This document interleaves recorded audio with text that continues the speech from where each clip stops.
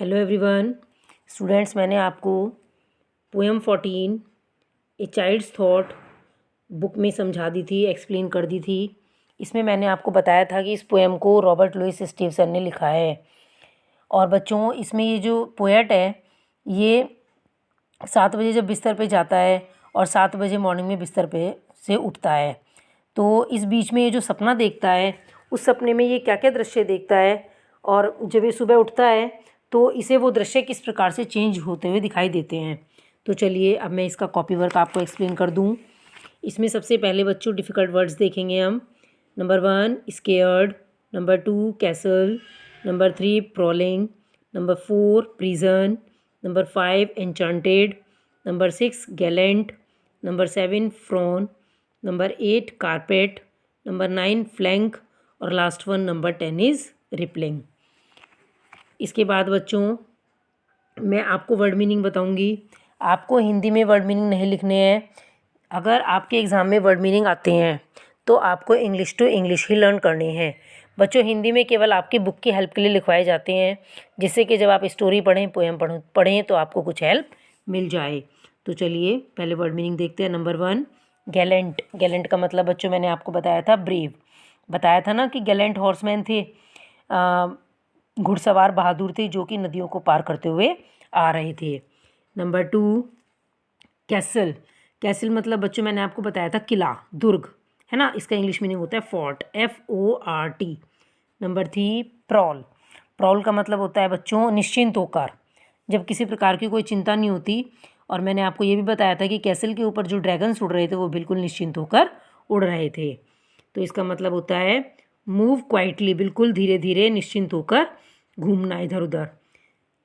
Number 4 enchanted.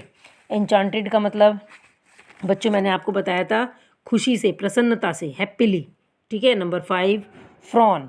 Frown का मतलब है बच्चों डर्टी लुक, है ना, भद्दे से दिखाई देना।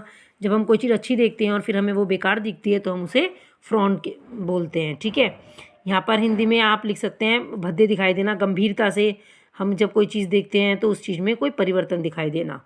नंबर 6 है इसमें फ्लैंक। फ्लैंक का मतलब होता है बच्चों डायरेक्शन, दिशा, side of an animal's body, ठीक है। नंबर 7 है इसमें आपका रिपलिंग। रिपलिंग बोलते हैं बच्चों वेव्स को, तरंगों को।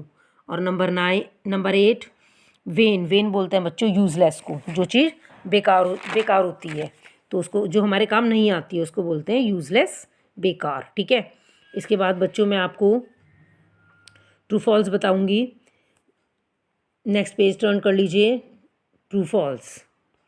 चलिए इसमें देखते हैं। Number 1 I find of castles with dragons prowling around. अब पोएट कह रहा है कि मैंने किले के ऊपर, है ना, कुछ ड्रैगन्स को निश्चिंत होकर घूमते हुए देखा। तो ये बात पोएम में सही है, इसीलिए यहाँ पर ट्रू हो गया। Number 2 magic flowers are found in garden. उसने दूसरा सपना क्या देखा था कि गार्डन में कुछ मैजिक फ्रूट्स और मैजिक फ्लावर्स हैं। तो बच्चों फ्रूट्स देखे थे उसने, तो यहाँ पे दिया है मैजिक फ्लावर्स, तो इसलिए ये हो गया आपका फॉल्स। अगर यहाँ पर मैजिक फ्रूट्स होता तो ये आपका ट्रू हो जाता, ठीक है। Number 3 Gallant horseman ride bye streams.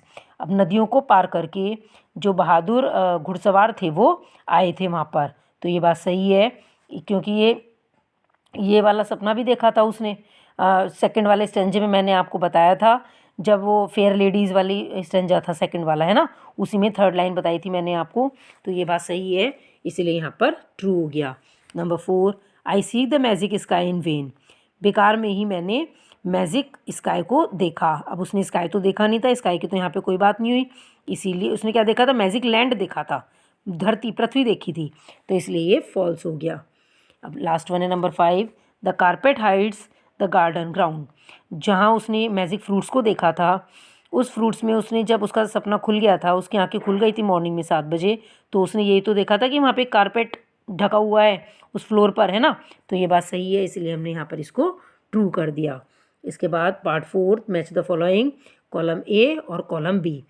Castle's, gardens, Gallant, magic और ब्लू।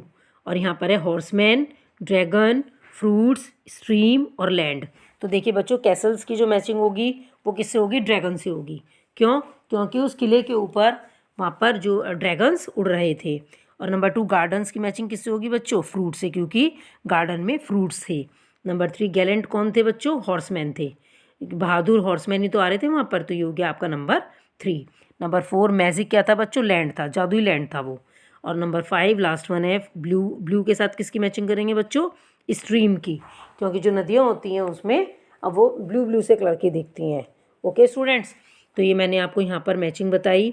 इसके बाद जरा एक क्वेश्चन है बच्चों, answer the following question in short. ये शॉर्ट में है और बाकी सारे क्वेश्चन आंसर्स वेरी शॉर्ट में है। चलिए पहले शॉर्ट को देखते हैं। Number 1, what do you think the poem is about? आप क्या सोचते हो कि पोएम किसके बारे में है? The poem is about a child's dream word and the reality he finds on getting up. ये पोएम जो है बच्चों एक जो सपना देख रहा था चाइल्ड, बच्चा, पोएट, तो उसके बारे में है।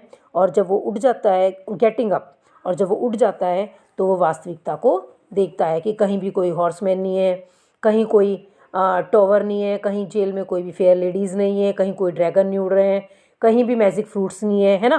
तो ये जो क्वेश्चन है आपका, ये question number 1 answer in short में है। इसके बाद answer the following questions in very short. चलिए वेरी शॉर्ट में देखते हैं। Who is the speaker? Speaker कौन था बच्चों? स्पीकर यहाँ पर एक छोटा बच्चा था जो कि 7 साल का था, ठीक है। Speaker is a small child. Question number 2, what does the speaker seek for when he wakes up? जब वो उठता है स्पीकर तो वो क्या देखता है?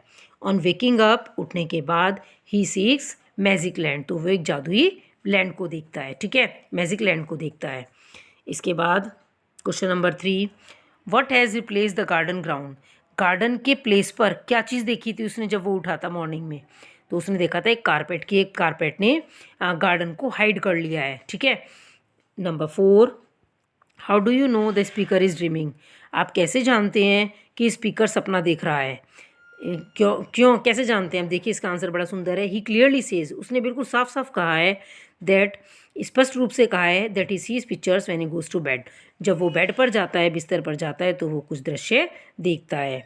इसके बाद question number 5, what happens to the streams that border the land of dreams when the speaker wakes up?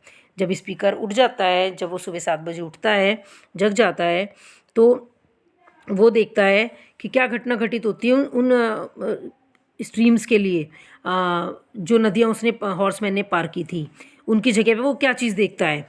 The streams are replaced by bath and a water can, कि जो स्ट्रीम्स हैं वो किस चीज़ में बदल गई थी? बाथ में और एक वाटर कैन में, ठीक है।